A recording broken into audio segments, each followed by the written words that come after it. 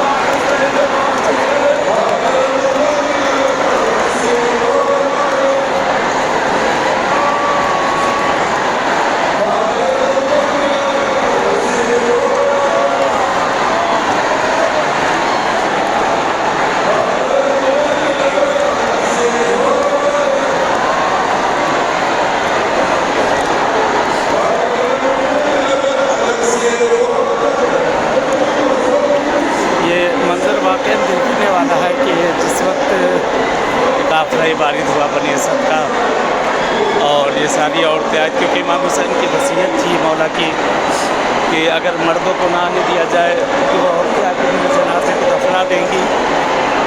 और फिर बच्चों को बुलाया था, बच्चों को बुलाकर वसीयत की थी कि अगर तुम्हारे माँ बाप को रोक लिया जाए तो तुम लोग आकर मेरे जिस्मों पर खेलते खेलते आकर खाक डाल देना। कि वही मंज़र है, इस वक्त काफ़िले बनी असद आया हुआ है और ये पीछे कत्लगाह इमाम हुसैन सल्लल्लाहु जहाँ मौला के सर को जुदा किया गया, ये कत्लगाह है और सामने ये पत्थर है जिस पर आका के सर को जुदा किया गया है, जहाँ मौला के सर को जुदा किया कत्लगाह इमाम हुसैन। और देखिए काफ़िला बहरहाल वारिद हो चुका है।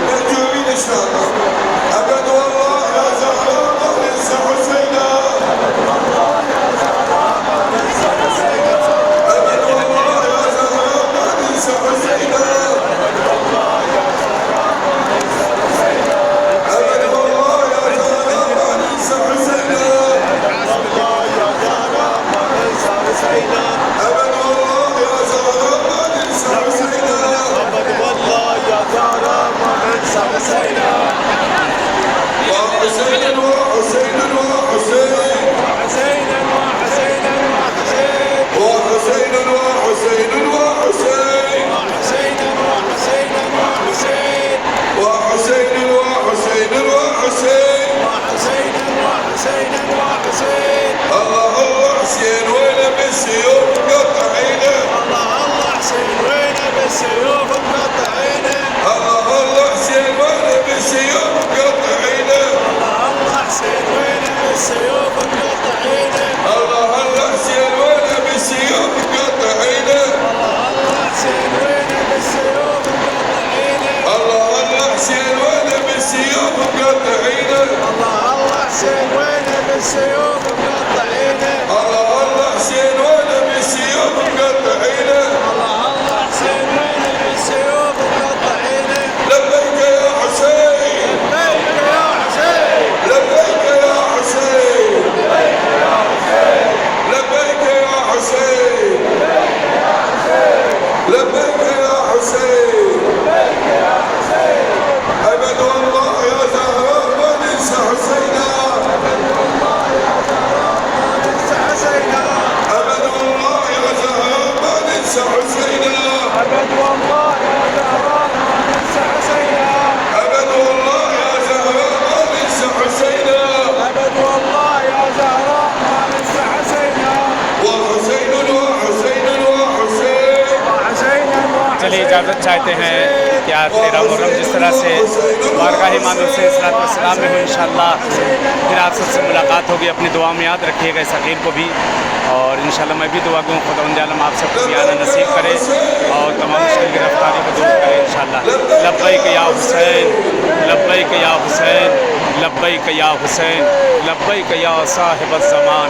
अल्लाहुम्मा अज्जिल लिवलियकल फ़रज, अल्लाहुम्मा अज्जिल लिवलियकल फ़रज।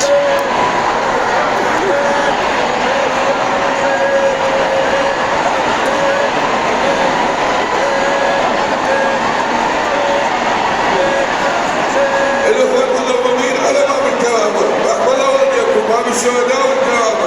لبيك يا حسين. لبيك يا حسين. لبيك